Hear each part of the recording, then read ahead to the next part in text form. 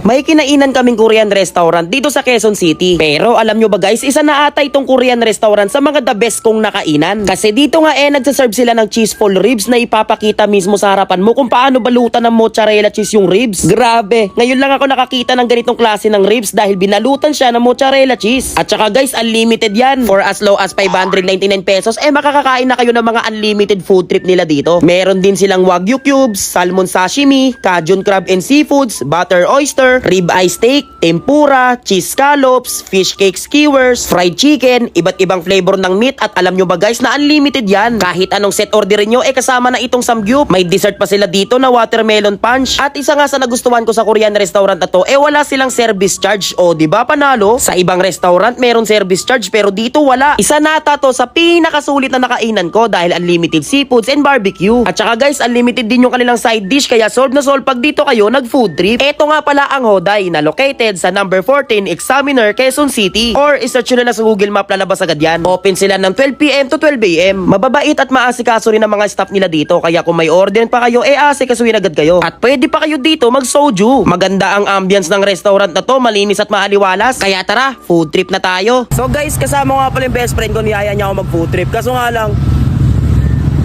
tama na yung jowa niya. Daya pare, di mo malang sinabi.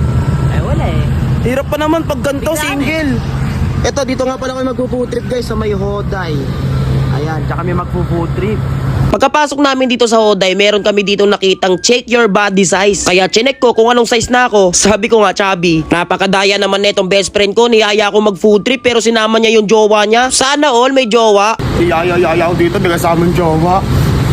So guys, pag nag-avail pala kayo ng 799 nila na set is kasama pala tong cheese full ribs. Kita nyo naman, bago to sa mata ko. First time ko lang dito matitikman. Binalutan siya ng mozzarella cheese. Dino? Wow. Oh, mozzarella cheese po rin.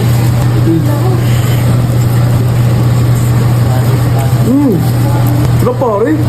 First time ko lang ito natikman. Ang lambot na naman guys.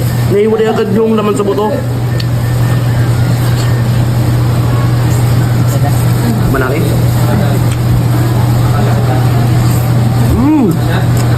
Lambot pa laman.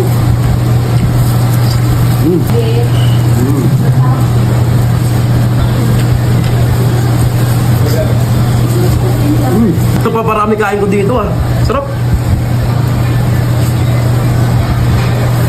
Wala ka nung view guys.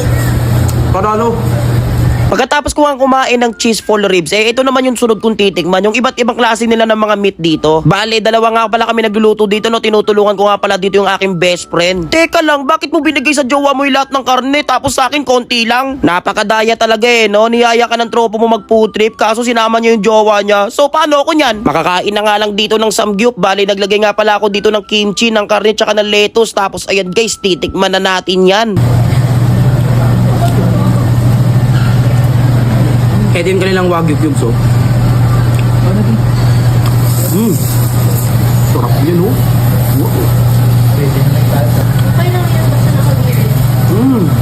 Ito yung salmon sashimi nila, guys. Bali, yung sausawa niya pala is may wasabi, toyo, tsaka kalamansi. Yun, oh.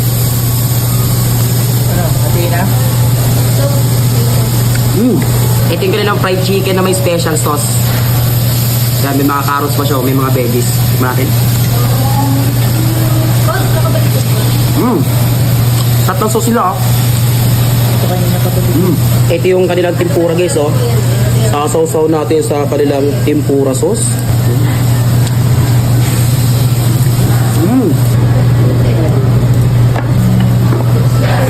Guys, may rice din pala sila dito no, pero hindi tayo magra-rice dahil tayo eh. Guys, sa mga set pala nila, wala palang kasamang drinks doon.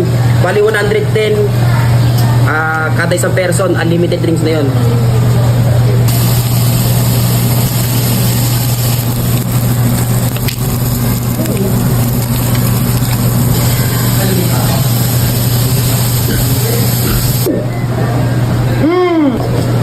Ibang tuga na yan, kuya. So guys, meron din silang dessert, watermelon punch. Watermelon punch. Bali di siya only ha.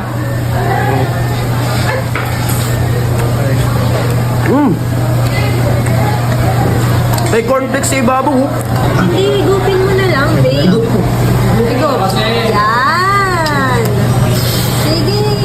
Ayan. Pagkatapos nga namin kumain, ang sweet ng dalawa, nagiinom pa ng soju, samantalang ako dito nagsosolo. Sana all na lang talaga.